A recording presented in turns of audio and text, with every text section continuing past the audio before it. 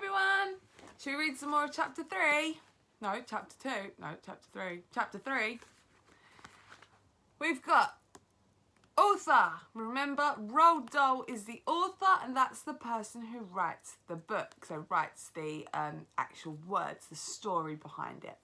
The title is The Witches, and the illustrator is Quentin Blake. And remember, the illustrator is the person who draws the fabulous pictures. So remember, we've just found out that witches have no nails, they have claws. What else? They wear wigs because they don't grow any hair, and they have big nostrils for smelling, and to them, children smell like dog poo. Ew. Right. So what else? How else can we recognise a witch? The eyes, my grandmother said. Look carefully at the eyes, because the eyes of a real witch are different from yours and mine. Look in the middle of each eye, where there is normally a black dot. If she is a witch, the black dot will keep changing colour, and you will see a fire, and you will see ice dancing right in the very centre of the coloured dot. It will send shivers running all over your skin. So, if you look in the middle of a witch's eye, it changes colour, and you can see fire and ice dancing about. Ooh. My grandmother leaned back on her chair and sucked away contentedly at her foul black cigar. Foul means disgusting, gross. I squatted on the floor, staring up at her, fascinated. Fascinated means like, wow.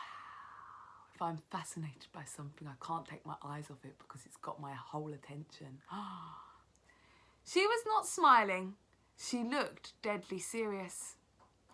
Are there other things? I asked her. Of course there are other things, my grandmother said. You don't seem to understand that witches are not actually women at all. They look like women, they talk like women, and they are able to act like women. But in actual fact, they are totally different animals. They are demons in human shape. That is why they have claws, bald heads, and queer noses. Queer can mean strange in this sense.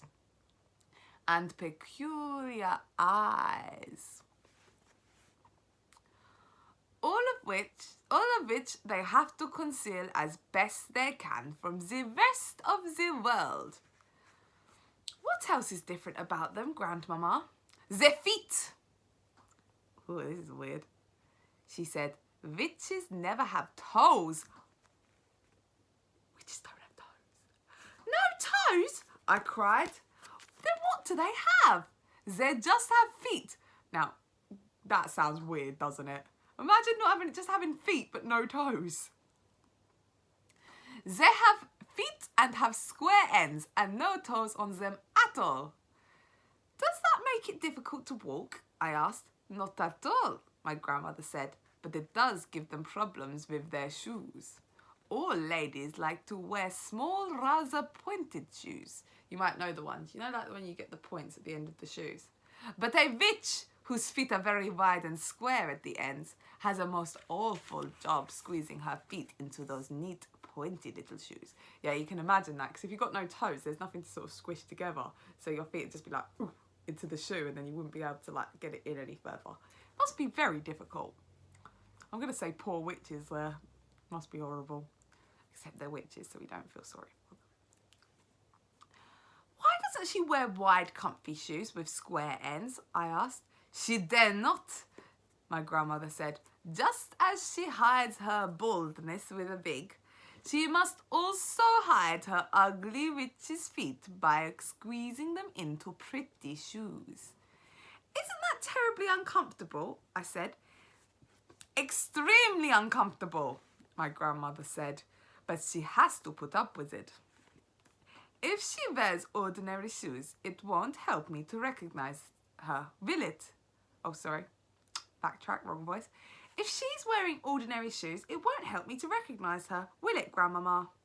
I'm afraid it won't, the grandmother said. You might possibly see her limping very slightly, but only if you were watching closely. Are those the only differences then, Grandmama? There is one more, my grandmother said. Just one more? What is it, Grandmama? Their spit you get in your mouth, is blue. Blue? I cried.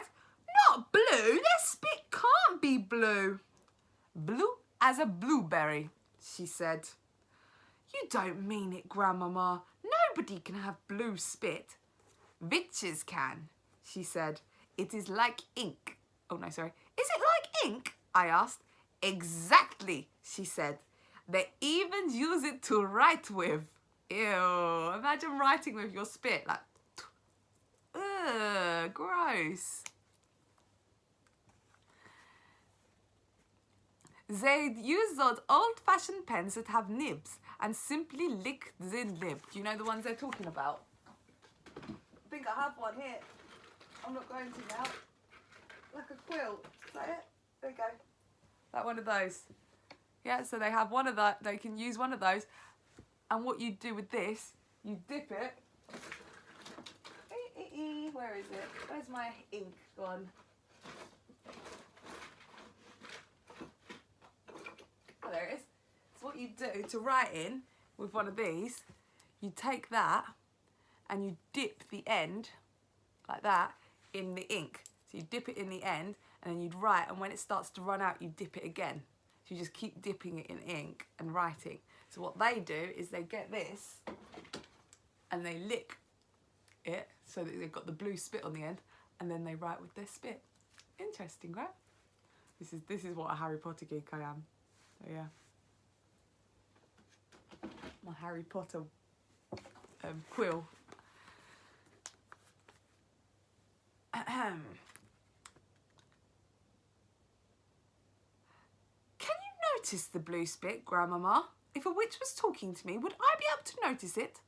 Only if you look very carefully, my grandmother said. If you look very carefully, you would probably see a bluish tinge on her teeth, but it doesn't show much. It would if she spat, I said. Witches never spit, my grandmother said. They daren't. I mean, that's given. Hopefully you guys don't spit either. But daren't means they dare not. They would not spit.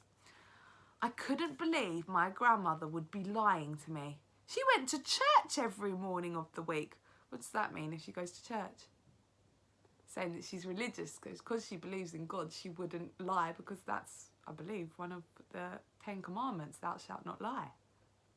Don't test me on that though. It's been a long time since I went to church. Well, yeah.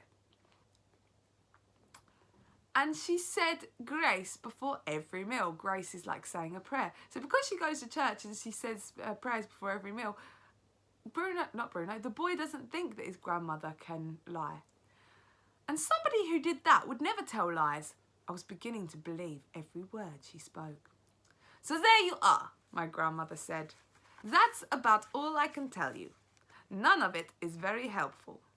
You can still be never sure whether a woman is a witch or not just by looking at her. But if she's wearing gloves, if she has large nose holes and queer eyes and hair that looks as though it might be a wig, then, and if she has a bluish tinge on her teeth, if she has all of those things, then you run like mad. There you go, there's a nice picture of our witch.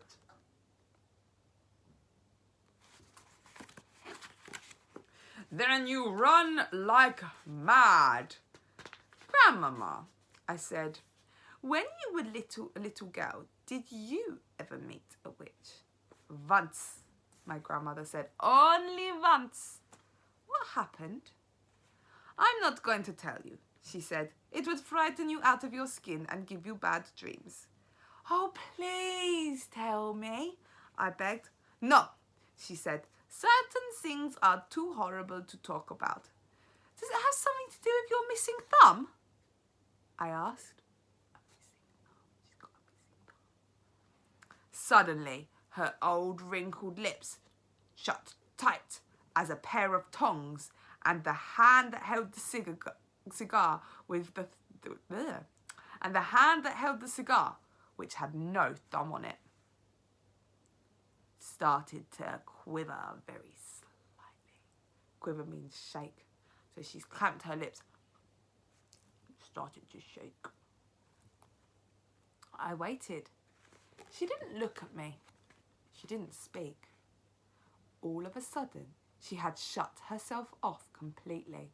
The conversation was finished. "Good night, Grandmama," I said, rising from the floor and kissing her cheek. She didn't move. I crept out of the room and went to my bedroom. And that is the end of that chapter. The next chapter is called The Grand High Witch. Ooh. Right, we will read that. Seeing how long it is. We will read that another day. Potentially tomorrow, although I might read it now because you can tell when I'm reading it straight away again because I stay in the same outfit. Right, have a lovely day, guys. Enjoy, bye.